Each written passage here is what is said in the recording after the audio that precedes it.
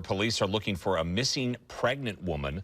31-year-old Kaylee Wheelis is 8 months pregnant and hasn't been seen or heard from by friends or family since the beginning of May.